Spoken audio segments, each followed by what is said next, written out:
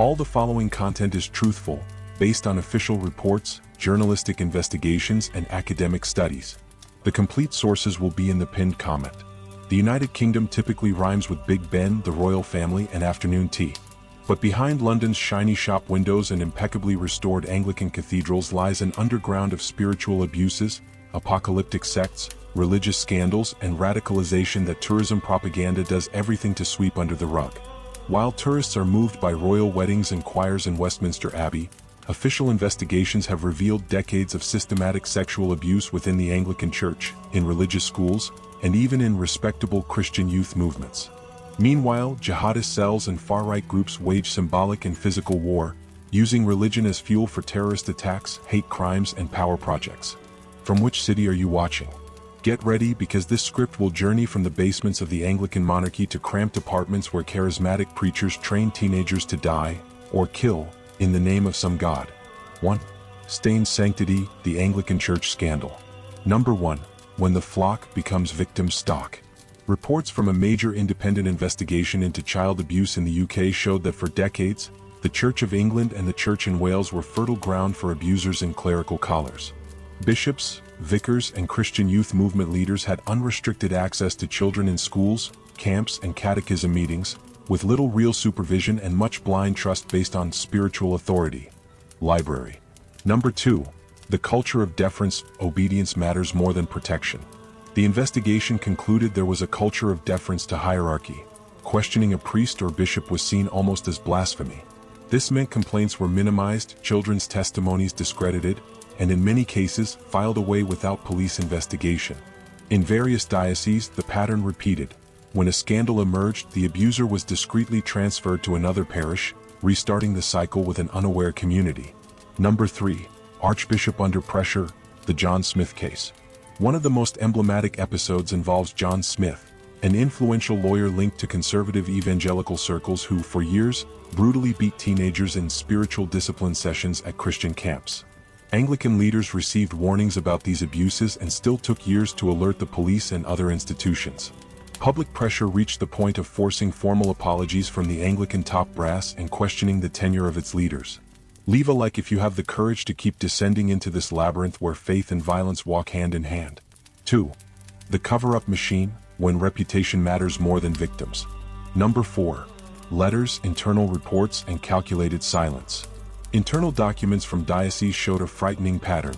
Instead of logging abuses as potential crimes, many officials described them as moral failings or personal lapses, to be handled with counseling, prayer, and at most temporary removal of the abuser from public duties. In some cases, there were explicit recommendations to avoid involving the police, to not stain the church's name. Number 5. Apologies that come too late. Only decades later, when survivors began speaking out publicly, publishing memoirs, and alerting the press, did Anglican leaders admit grave failures and ask for forgiveness. Compensation schemes, safeguarding programs, and mandatory training were created. But for thousands of victims, this came too late. Many had already suffered severe depression, chemical dependency, suicide attempts, and irreversible family ruptures. Number 6. Religious school, boarding school, or hunting ground. Anglican boarding schools, especially elite ones, repeatedly appear in abuse inquiries. Behind the image of tradition, discipline, and leader formation were dormitories where more vulnerable students were perfect targets for abusive teachers and chaplains. In public discourse, this education model was sold as a path to excellence. Behind the scenes, it was remembered by ex-students as a minefield of trauma. 3. Charismatic sects and free churches, the other side of British Christianity. Number 7. British megachurch version, show, tithes, and control. Outside the official Anglican structure, the UK saw the flourishing of charismatic, free churches, many in urban working-class areas and immigrant communities. Structures with loud music, show lights, and charismatic preachers promise healing, prosperity, and spiritual protection. In exchange, they demand aggressive tithing, obedience to the man of God, and often, distancing from family members who don't understand the calling. Number 8. Serial exorcisms, when mental suffering becomes possession. Recurrent cases show Pentecostal leaders performing exorcism sessions on children and teens with emotional difficulties, autism, depression, or abuse histories. Screams, physical restraint, public humiliations, and even prolonged fasting are used under the label of deliverance. Instead of psychotherapy and medical support, desperate families find a simple narrative: your child is possessed. And this opens the door to years of religiously veiled violence. Number 9. Imported prosperity, the credit card gospel.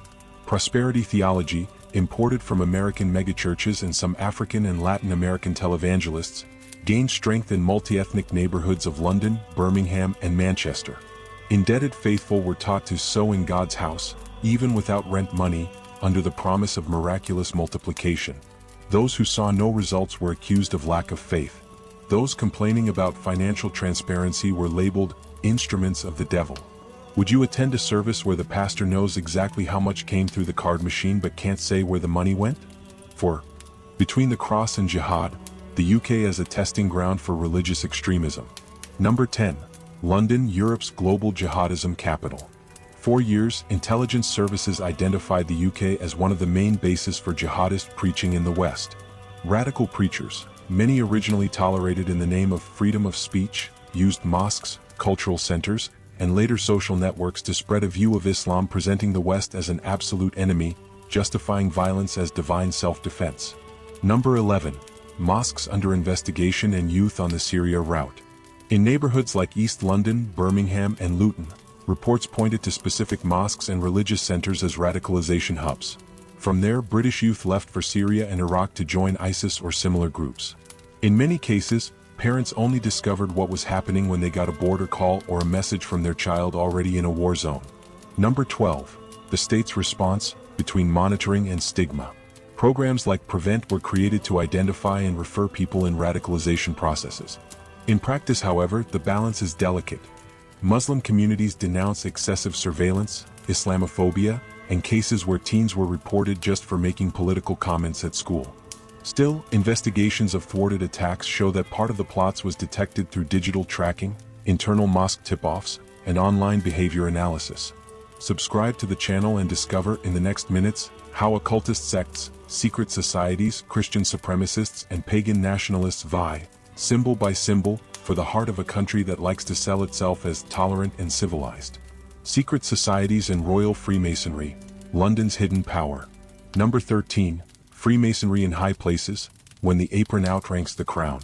The United Grand Lodge of England, founded in 1717, is the world's oldest Masonic organization and remains active with 200,000 members. What starts as a networking club for businessmen and professionals turns, in higher degrees, into rituals involving oaths on the Bible, symbolic journeys through dark chambers, and eternal secrecy promises about sacred mysteries. Library. Journalistic investigations revealed Freemasons in key positions in the London Metropolitan Police, judiciary system, and even the royal family. The 1980s police corruption scandal showed protection networks where lodge brothers covered for each other in drug and prostitution probes. In courts, Masonic judges often handle cases involving other Masons with surprisingly favorable outcomes. Would you trust a judicial system where judge and defendant share ritualistic secrets learned in secret chambers?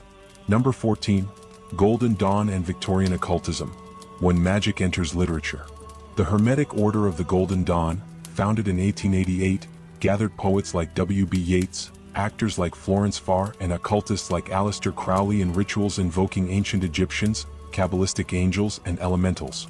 Sessions involved hypnosis, drugs, and astral travels, where participants swore to reveal only to initiates.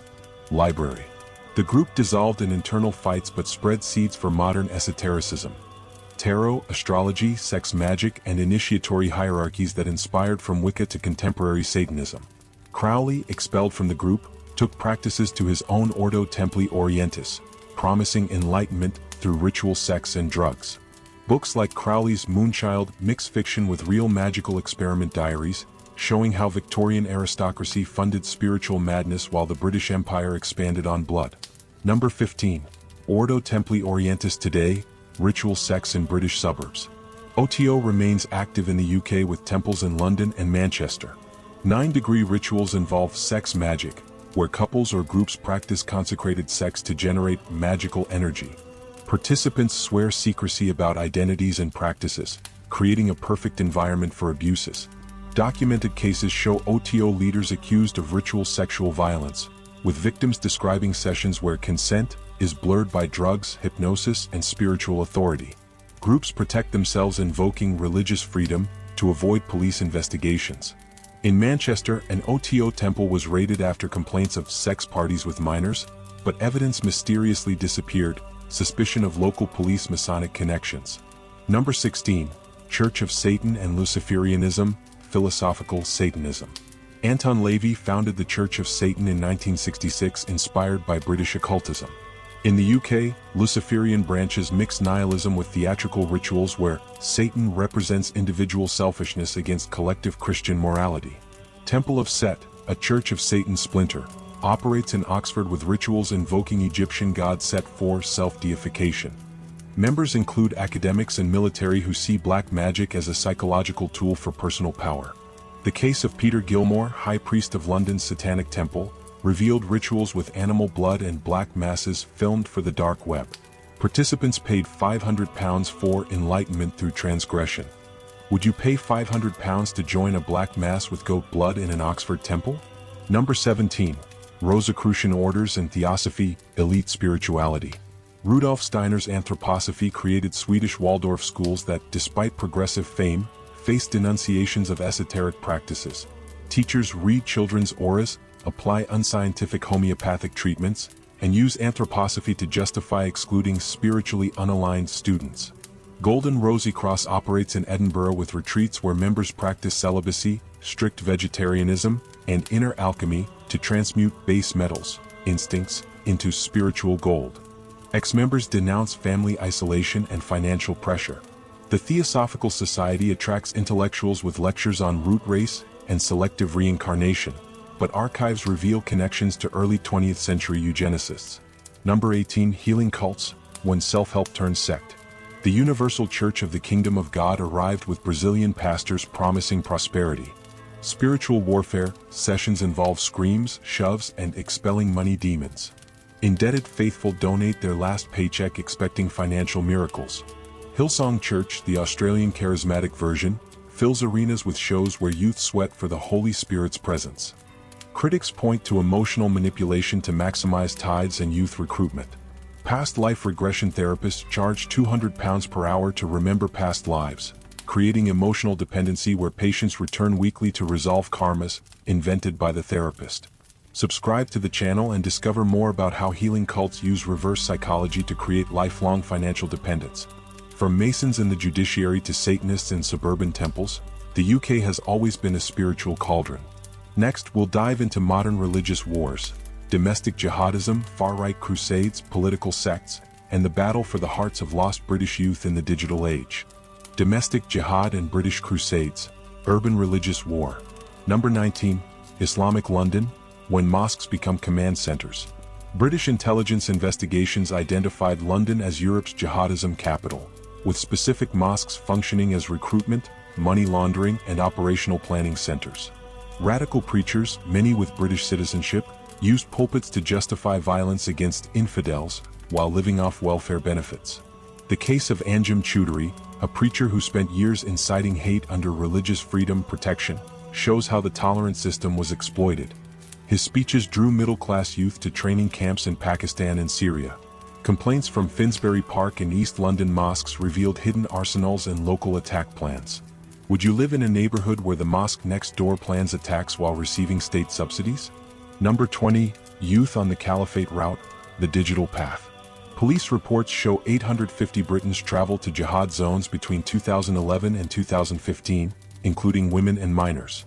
Social networks served as showcases, videos romanticizing martyrdom, photos of glamorous lives in Raqqa, and private chats offering paid passage and military training. Parents discovered too late, teens vanished leaving notes about religious duty. Moderate schools and mosques reported suspicious behavior, but police faced legal limits to intervene before full radicalization. Returning fighters created a new threat, repatriated jihadists, planning domestic attacks. Number 21. Parallel mosques and Sharia courts. In Tower Hamlets and Bradford, parallel mosques operate Sharia courts judging divorces, inheritances, and family disputes under Islamic law, ignoring the British judicial system.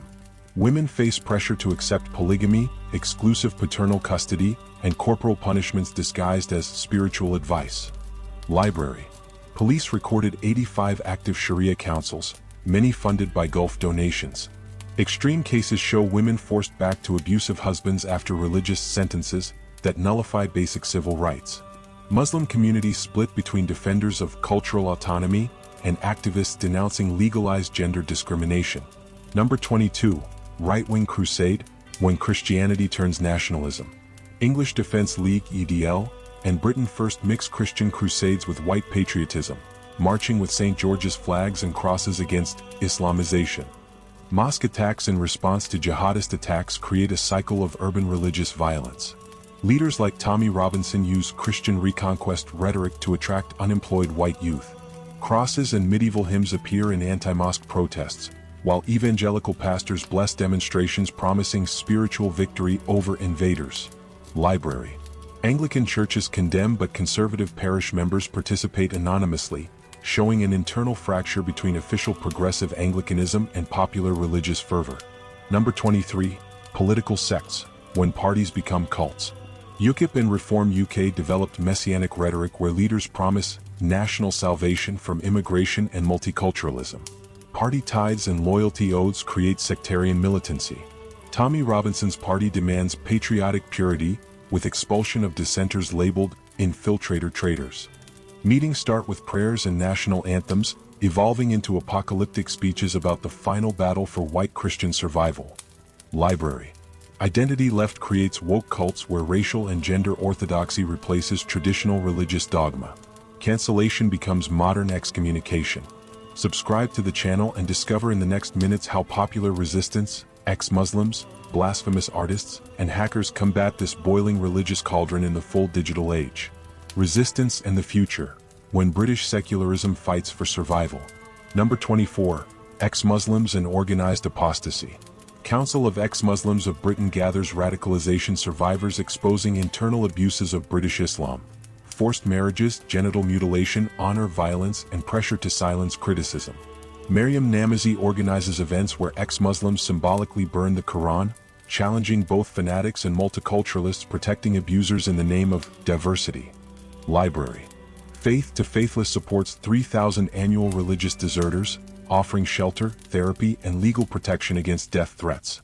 Ex-Muslims face fatwas, physical attacks, and family ostracism but persist documenting honor crimes and forced conversions. Number 25. Hackers Against Extremism, Anonymous UK on the front line. Anonymous UK took down 500 jihadist sites and exposed 2,000 ISIS recruiter accounts on Twitter between 2014 to 2018. Operation Dark Night leaked internal communications from Sharia councils, revealing sentences against women seeking civil divorce. Cyber attacks against Christian supremacists leaked EDL and Britain First donor lists, forcing bank account closures.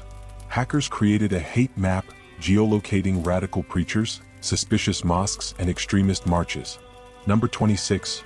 Blasphemous artists satirizing all dogmas. Comedians like Ricky Gervais and Stuart Lee turn stand-up into weapons against religious fundamentalism. Lee's Carpet Shock satirizes both Islam and evangelical Christianity, filling theaters with crowds who laugh while thinking. Banksy graffitied mosques with murals of Muslim children holding balloon-shaped bombs. Tate Modern's Religious Artifacts exhibition displayed burned Bibles, torn Qurans, and smashed Hindu talismans as conceptual art against idolatry. Library. Blasphemy Now Festival gathers 10,000 annual participants with best prophetic cartoon contests and performances where actors portray biblical gods in absurd situations. Would you watch a show where Jesus, Muhammad, and Krishna compete in an apocalyptic reality show? Number 27. Secular Youth, Gen Z Without Dogmas. British Social Attitudes Survey 2023 shows 52% of 18 to 24 youth declaring themselves non-religious. Humanists UK has 100,000 young members organizing atheist coming out in schools and universities. Fair Education Alliance pressures removal of creationism from curricula and mandatory Darwinian evolution inclusion. Young humanists promote reason camps, where 5,000 teens debate atheism rationally instead of sectarian catechism. Universities like Oxford and Cambridge produce a new secular elite occupying media, politics, and justice, deconstructing religious narratives through data, science, and merciless satire. Number 28. Technology Against Fanaticism, De-radicalization apps.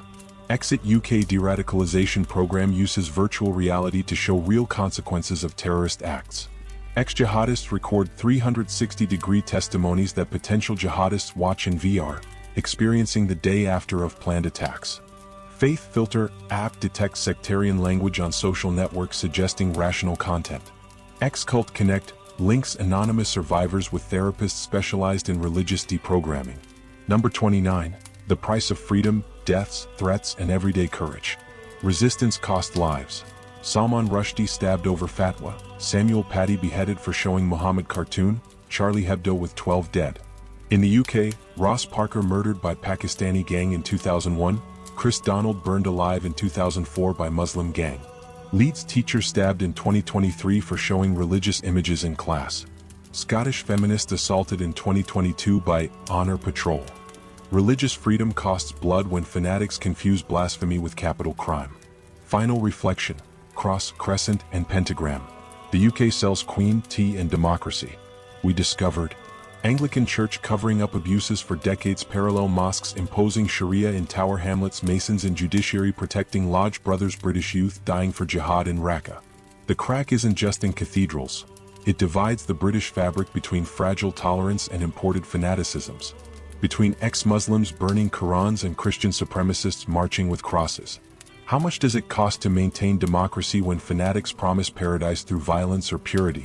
The British response started with prophetic cartoons, continued with hackers exposing jihad cells, consolidated with youth preferring science to dogmas. And you? Would you publish a Muhammad cartoon knowing death risk? Would you support ex-Muslims symbolically burning Quran? Would you trust Masonic judges ruling on Lodge Brothers? Comment your city, share this script. The UK proves, when clerics abuse, jihadists recruit, and Masons conspire, not just religious freedom dies, the very possibility of plural society dies. Like, subscribe, hit the bell. Next trip to dark basements of another country.